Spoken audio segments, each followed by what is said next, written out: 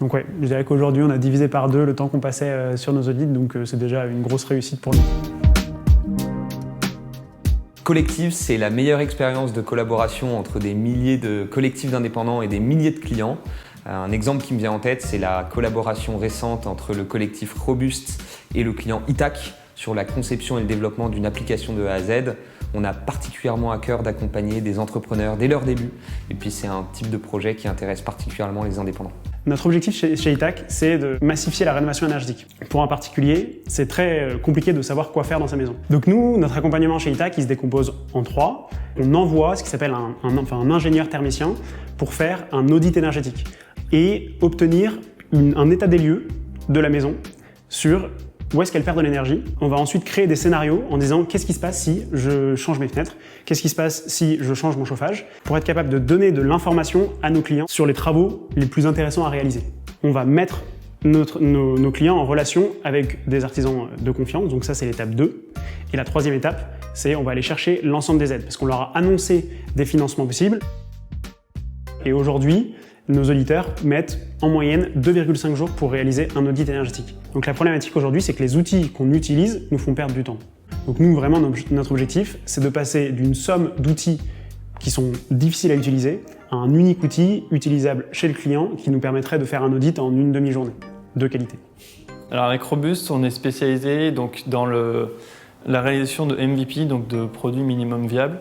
Donc nos clients, ce sont des startups. On a la particularité de ne pas être développeurs de formation. On est 2 ingénieurs qui nous sommes formés au développement après. Pour moi, c'est une grosse plus-value dans la compréhension du client, de ses besoins et dans toute la phase de conception produit. C'est plutôt une démarche ingénieur.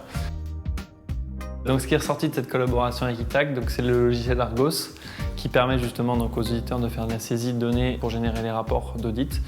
Et donc nous, on leur fournit le logiciel compilé prêt à être utilisé, ainsi que bien sûr le code source pour que d'autres développeurs puissent y tirer dessus. Avec le produit actuel, on estime qu'on a déjà divisé par 2 le temps qu'on passait sur les audits.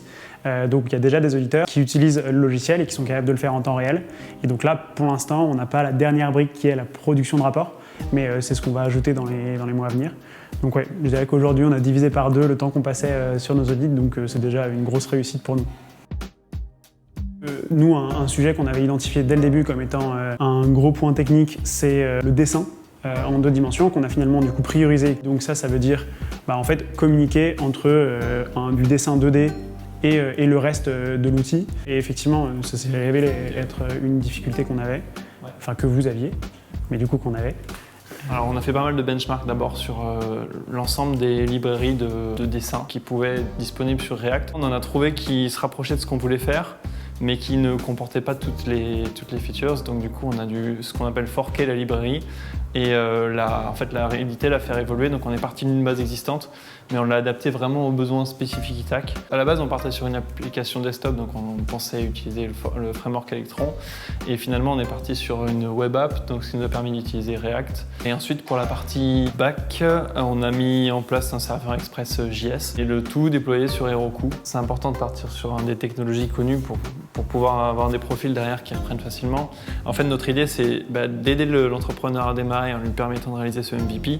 Et en général, une fois qu'il a son MVP, ça ne s'arrête pas là, il a besoin de continuer. Et ce qu'on cherche à faire en général, et ça va bien avec souvent les besoins de l'entrepreneur, c'est l'aider à recruter un profil qui peut prendre la suite en interne en tant que CTO. Donc là, c'est exactement ce qui s'est passé avec Itac, avec l'arrivée de Simon cet été, qui là prend le lead doucement sur le projet.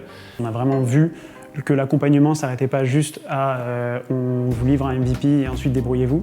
Il y a le fait de recruter une personne en interne et derrière, en plus, il y a du coup l'accompagnement et la montée en compétence de cette personne pour qu'il soit à même de gérer le projet.